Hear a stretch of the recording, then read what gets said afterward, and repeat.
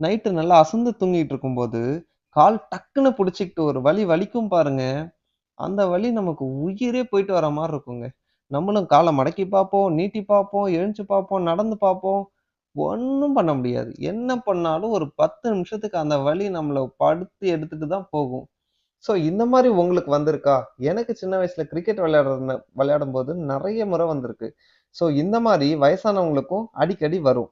இந்த மாரி வர பிரச்சனை உங்களுக்கு இருக்கு. நைட்டு தூங்கும்போது கால் புடிச்சுக்குது அப்டின்னா, அத எப்படி சரி பண்ணலாம்? அது திரும்ப எப்படி வராம வைக்கலாம்? அப்படின்றத வந்து இந்த வீடியோல நம்ம டீட்டெயிலா சொல்லியிருக்கோம். ஸ்கிப் பண்ணாம பாருங்க.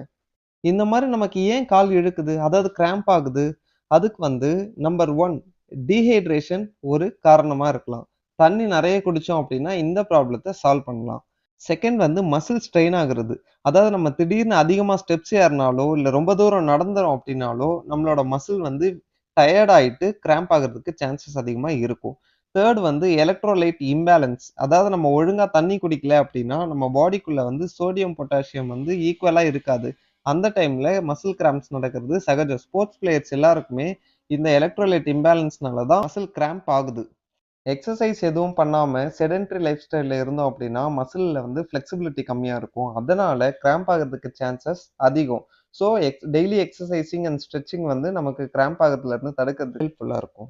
ஸோ நம்ம சாப்பிடும்போது இருக்கிற சாப்பாட்டுல தேவையான நியூட்ரிஷன்ஸ் இல்ல அப்படின்னாலும், நமக்கு கிராம்ப்ஸ் வர்றதுக்கு சான்சஸ் அதிகம். ஸோ நம்ம சாப்பாடுல புரோட்டீன், கார்போஹைட்ரேட், நியூட்ரிஷன்ஸ் எல்லாமே இருக்கிற மாரி பார்த்துக்கிறது நல்லது. ஸோ இதுவரைக்கும் கால் இழுக்காம இருக்கிறதுக்கு, அதாவது கிராம்ப் வராம இருக்கிறதுக்கு என்னென்ன பண்ணணும் அப்படின்றத பார்த்துட்டோம். இப்போ நைட்டு தூங்கும்போது சடனா கிராம்ப்ஸ் வருது இல்லைங்களா? கால் இழுக்கும்போது என்ன பண்ணலாம் அப்படின்னு பார்ப்போம். இந்த மாரி நமக்கு சப்போஸ் கால் வந்து இழுக்கும்போது நம்ம என்ன பண்ணணும்னா, ஃபர்ஸ்ட் ஸ்டெப் உங்க கையால முடிஞ்சா எட்டி புடிச்சு இந்த விரல இப்படி லாக் பண்ணி புடிச்சுக்கோங்க. முட்டிய மடக்காம. அப்படி பண்ணீங்கன்னா, காஃப் மசில் ஸ்ட்ரெச் ஆகும். உடனே அது ரிலீஸ் ஆயிடும் கிராம்ப் ஆச்சுன்னா. அப்படி உங்களால கால் மடக்காம எட்டி பிடிக்க முடியலன்னா, இப்படி பண்ணிக்கோங்க. இது வந்து இங்க காஃப் மசில் கிராம்ப் ஆனா மட்டும். சில பேருக்கு வந்து தொடையிலயும் கிராம்ப் ஆகும். அப்படி தொடையில கிராம்ப் ஆகுது அப்படின்னா, ஒண்ணும் இல்ல. இது 2த்துக்குமே சேர்த்து நீங்க போத்திருக்க பெட்ஷீட்ட டக்குன்னு கால்ல போட்டு, அப்படி போட்டு, அப்படி ஒரு நீட்டி பிடிச்சீங்கன்னா காஃப் மசில். அப்படியே படுத்துக்கிட்டீங்கன்னா ஹாம்ஸ்ட்ரிங், காஃப் மசில் 2மே ஸ்ட்ரெச் ஆகும்.